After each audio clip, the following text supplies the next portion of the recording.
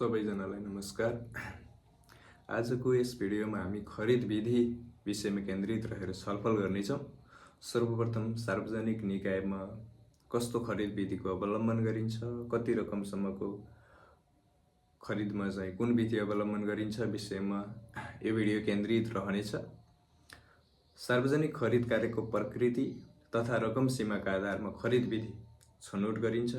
सार्वजनिक निकायले खरिद गर्दा माल सामान, निर्माण कार्य, परामर्श सेवा, अन्य सेवा के हो सोको पहिचान गर्दै खरिद योजनाका आधार र उपलब्ध रकमलाई ध्यानमा राखी सार्वजनिक खरिदमा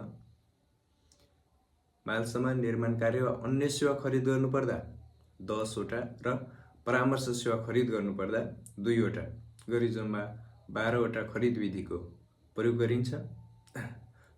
प्रथमतः माल सामान, निर्माण कार्य वा अन्य सेवा खरिद गर्नुपर्दा पहिलो विधिको रूपमा अन्तर्राष्ट्रिय स्तरमा खुल्ला बोलपत्र आह्वान गरिन्छ, जसमा 5 अर्ब माथिको निर्माण कार्य र 15 करोड माथिको परामर्श सेवा खरिद गर्नु पर्यो भने हामीले अन्तर्राष्ट्रिय स्तरमा खुल्ला बोलपत्र आह्वान गर्ने प्रचलन छ। यस्तै राष्ट्रिय स्तरमा खुल्ला बोलपत्र आह्वान गर्ने बोधा नम्बर 2, जसमा 20 लाख भन्दा धेरैको माल सामान, निर्माण कार्य वा अन्य सेवा खरिद गर्नु पर्यो भने हामीले राष्ट्रिय स्तरमा खुल्ला बोलपत्र आह्वान गर्ने गर्दछौँ।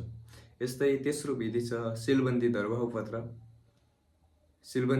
पत्र आह्वान गरी 10 लाखदेखि 20 लाखसम्मको माल सामान, निर्माण कार्य वा अन्य सेवा खरिद गर्नुपर्दा चाहिँ हामीले सिलबन्दी दरबाउ पत्र आह्वान गर्दछौँ।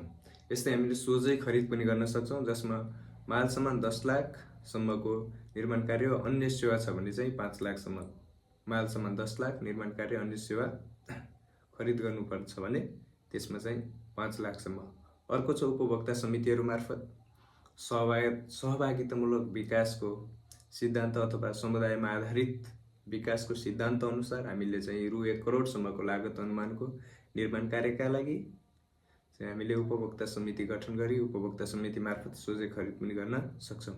यस्तै अमानतबाट विधि छ अर्को, जसमा चाहिँ 1 लाख रुपियाँसम्मको ज्याला भुक्तानी गर्नु छ भने हामीले अमानत विधिबाट खरिद गर्न सक्छौँ। यस्तै एकमुष्ट दर विधिबाट पनि हामी खरिद गर्न सक्छौँ। अर्को छ उत्पादकको अधिकृत विक्रेताद्वारा निर्धारित गरिएको दरमा, जसलाई हामी क्याटलग सपिङ भन्छौँ।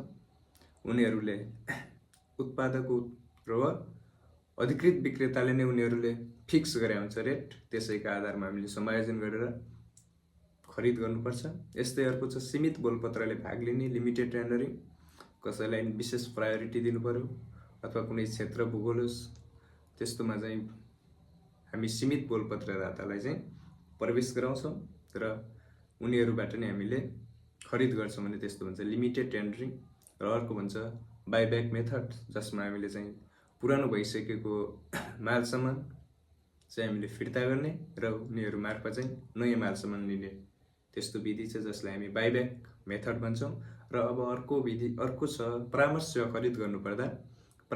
खरिद गर्नुपर्दा हामीले सर्वप्रथम चाहिँ प्रतिस्पर्धात्मक प्रस्ताव पेश गर्न लगाएर चाहिँ माग गरेर चाहिँ हामीले चाहिँ खरिद गर्न सक्छौँ, जसमा चाहिँ हामीले 20 लाखदेखि 15 करोडसम्मको चाहिँ राष्ट्रिय स्तरमा र 15 करोडभन्दा माथिको चाहिँ अन्तर्राष्ट्रिय स्तरमा खुल्ला बोलपत्र आह्वान गरी गर्छौँ।